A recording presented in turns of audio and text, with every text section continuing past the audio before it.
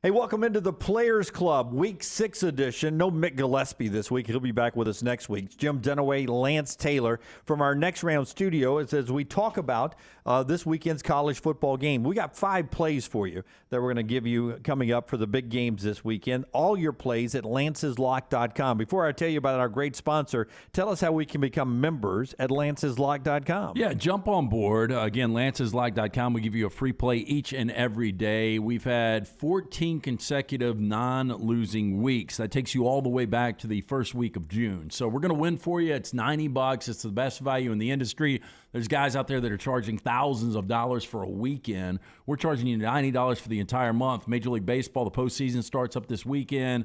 We've obviously got a full slate of college action, the NFL. We're coming off a 10-8 last weekend, Thursday through Monday, or Thursday through Sunday. Not great. We're 1-1 so far this week, but we're about to have a big Friday and Saturday for you.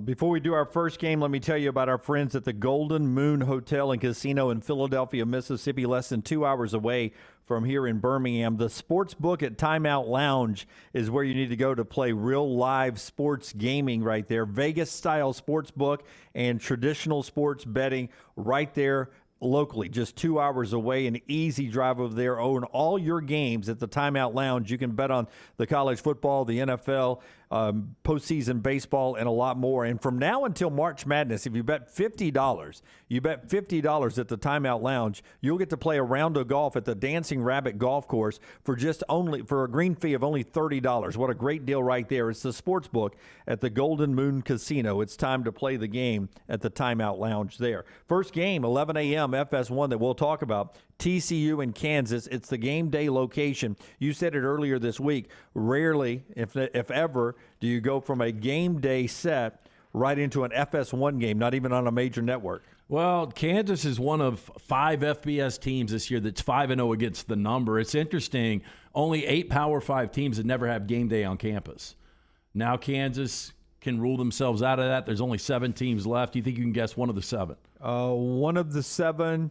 There's a few in the ACC. I'm going to say Syracuse. Syracuse is one of the 7. Yeah. I'm a little surprised by that. Going back to the infancy of College game day, I would have thought that, Donovan McNabb was back then, right? There were a couple of good Miami-Syracuse games at the Carrier Dome that had national championship implications early on. Yeah, look, I mean, those were not bad teams at all. TCU right now, a 7-point favorite on the road in Lawrence. It was a sold-out. Lawrence has actually sold out Memorial Stadium their last couple of times out. This Kansas offense is legitimate. You look at Jalen Daniels, he leads the FBS and QBR right now. But on the other side, Max Duggan has been really good. 11 touchdowns, no picks. I think they've got more balance. You saw the swagger they played with last week in Sonny Dykes' first game as a head coach in the Big 12. I think they go on the road, they get it done. Kansas, not enough defense here. I think TCU minus the 7 is the play here. I agree with you. I like TCU in this game as well. But do you think Kansas learned a little bit about themselves last week, winning a low-scoring 14-11 defensive game? Really? That maybe taught the Jayhawks a little bit about how to win ugly? I think it did, but at the same time, Iowa State, the worst scoring offense in the Big 12. So right now, Matt Campbell's offense has got a lot of problems. They missed 3 kicks. They missed a kick, including one that would have taken the game to overtime. I had Iowa State again. We try to be really transparent on this show. I laid the 2.5 or 3 wherever you were shopping that, and I got burnt there. But I do think Kansas at least believes they can play some defense, but I think TCU is a different monster. Right now, you look at this TCU team, they're 3rd nationally in scoring. 11 a.m. game as well on ESPN straight out of game day is Tennessee and LSU at Baton Rouge, a rare 11 a.m. conference game for the LSU Tigers. And here comes Tennessee, number 8 in the country. Hendon Hooker is a Heisman candidate. Everything's rolling big orange right now. Could they have trouble in Baton Rouge? Tennessee right now, they lead the nation in total offense, 559 yards per game. They're second in points, 48.5. I just don't know who they've beaten. They've run up the score on, was it Arkansas? No, Akron. It was Akron, Ball State. They were lucky to survive Pittsburgh. They were lucky to survive Florida. They blew a big lead where we had Tennessee in that game. They're 0-3 against the number of their last 3 SEC games out. You look at LSU, 3-0 against the number at home this year, 3-1 against the number versus top 10 teams over the last 2 years. This will be Tennessee's first trip to Baton Rouge since 2010. They get a break because it's an 11 o'clock.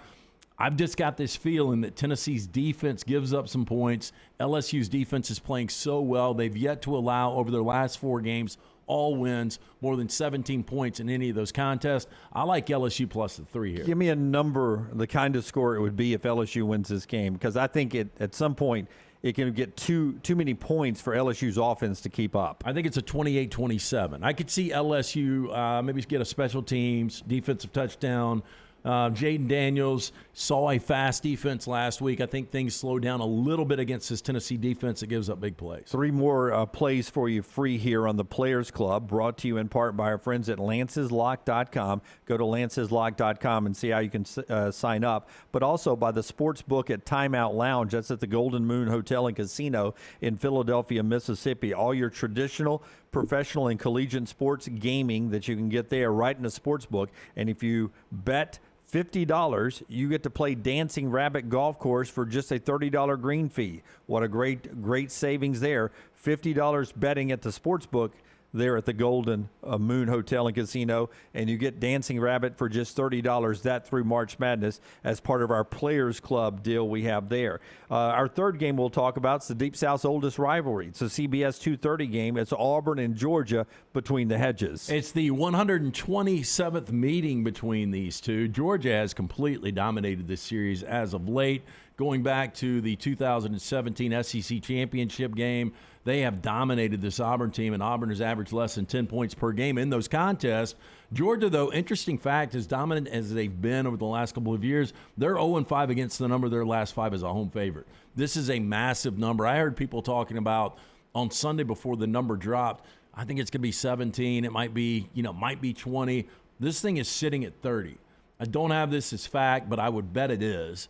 That this has got to be the largest Georgia's ever been favored over the Auburn Tigers. It seems like it, and a prove-it game, if you will, a get-good game for Georgia, because I've heard national media folks say all week since they lost their number 1 ranking and was dropped to number 2 that they're not sure if they put Georgia in their top 3 or 4 teams in the country anymore. That roster is too good. They demolished Oregon in week 1. Yeah, and Oregon's a pretty good team.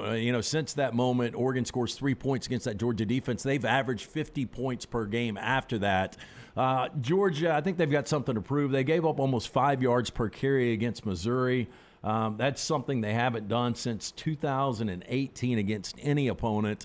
I think they come out, they flex. I think this is just it's too much talent right now with Georgia. They're 8-1 their last 9 against the number against Auburn. Robbie Ashford, give him credit, he battled last week, but the turnovers, 4 total turnovers for Auburn in that loss to LSU. I think this Georgia defense way too much. I think this is a complete blowout. You look at Auburn just 3-7 straight up in their last 10 games. Now their first road game, hostile environment, they get dusted. So TCU, LSU, and Georgia so far for LT. 2 more to play here, and that includes the 3 o'clock ABC game, Ohio State and Michigan State, a rare 3 o'clock ABC kick. They're sort of giving Herbstreit an extra 30 minutes to get from Lawrence, Kansas, there to East Lansing. Fowler and Herbstreit will call the afternoon game on ABC. The Buckeyes, they have been beaten up in places. They should get Travion Henderson back this week. Yeah, Travion Henderson, it didn't matter last week. Mayan Williams gets his first start. 5 touchdowns. He's got 7 touchdowns over his last 2 games. He averages almost 8 yards per carry. That leads the FBS. So they've got weapons all over the place. C.J. Stroud right now, 2nd in QBR, 3rd in touchdowns right now with 18. This offense is popping. It's averaging an FBS best, 48.8 points per game. On the other side, Michigan State last year was one of the big surprises under Mel Tucker. I never thought the Mel Tucker experiment would work, and then I ate crow last year. There is no way one player in Kenneth Walker can make this big of a difference. That's right. Because Michigan State has gone from being possibly a top 10 team last year to sitting at 2-3 right now, and they've been embarrassed. This is a big number at 26.5. You and I've got a stake bet that I've got Georgia having the biggest margin of victory this week. This game scares me, though. Yeah. Because Ohio State kind of getting healthy and Jigba Smith probably not back again. That doesn't really matter. But Ohio State's not afraid to run it up. And you look at Michigan State, 0-3 against the number as a dog this year. Make it 0-4.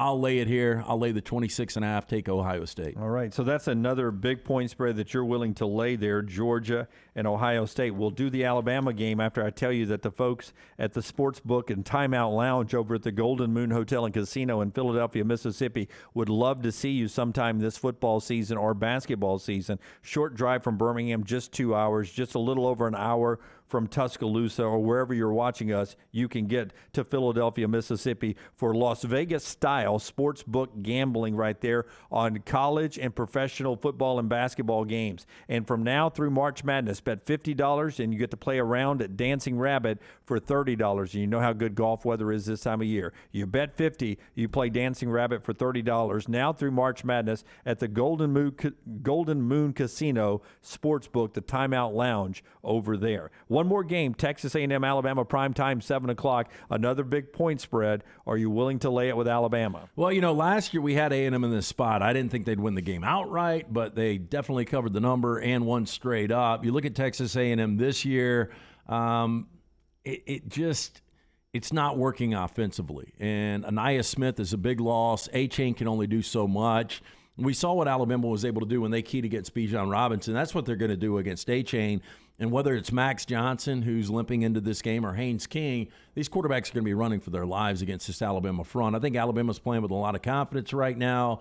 I think Jalen Milroe gets the start. I don't think it matters. I think Alabama's going to be able to run. Jahmyr Gibbs coming off that career-high 206 yards last week. I think we'll see more Jahmyr Gibbs in this game. Number sitting at 23.5.